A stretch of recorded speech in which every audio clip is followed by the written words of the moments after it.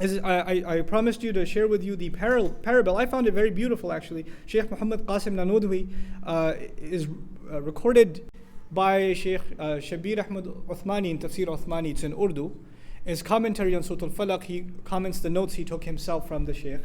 And he says, he gives a parable explaining Surah Al-Falaq and the different kinds of harms it protects us from.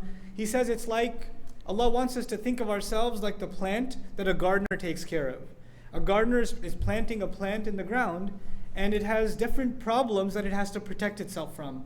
Number one, there are animals like, a goat or a lamb or something that wants to graze on that plant. It wants to chew on it. Now the goat or whatever animal it may be, or even a bug or a bird, it's not the enemy of the farmer. It's only doing that because that's in its nature. Allah created it, and part of that creation is it's going to eat a plant or it's going to chew on it. This is part of the manifestation of min sharri ma khalaq. There are things Allah created, and they can cause you damage not because they're evil, but because that's what they do.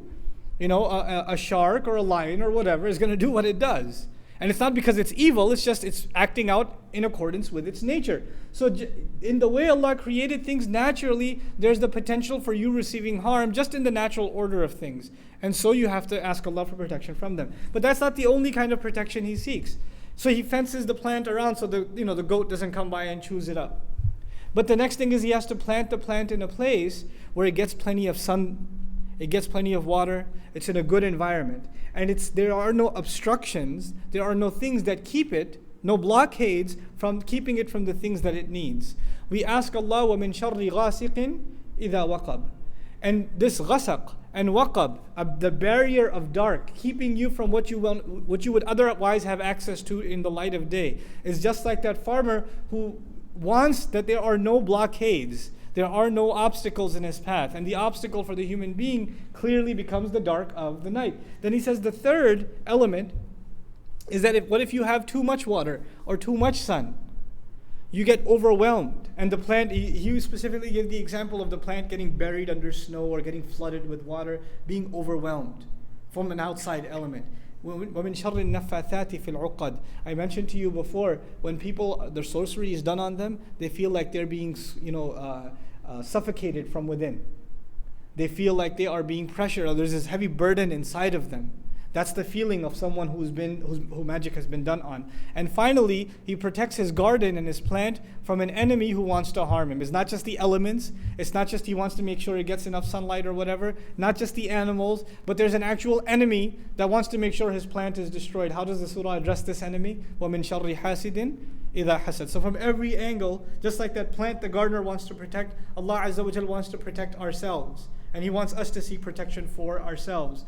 So this surah is about protecting yourself from physical kinds of harm that may afflict you. The next surah will be about spiritual harms that can afflict you. So there's the body being protected in Surah Al-Falaq, and the ruh and the nafs being protected in Surah Al-Nas from waswasa of shaitan and evil company and things like that.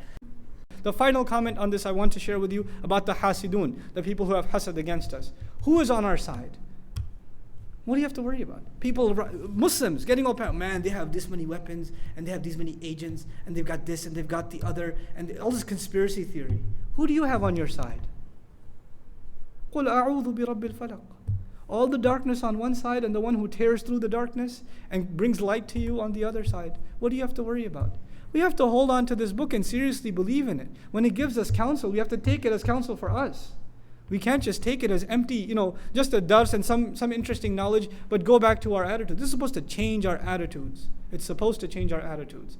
I pray that Allah Azza wa Jal gives all of us the strength to change our attitudes. May Allah make us unified with the Quran. May Allah give us a comprehensive understanding of it. I just want to make two announcements before.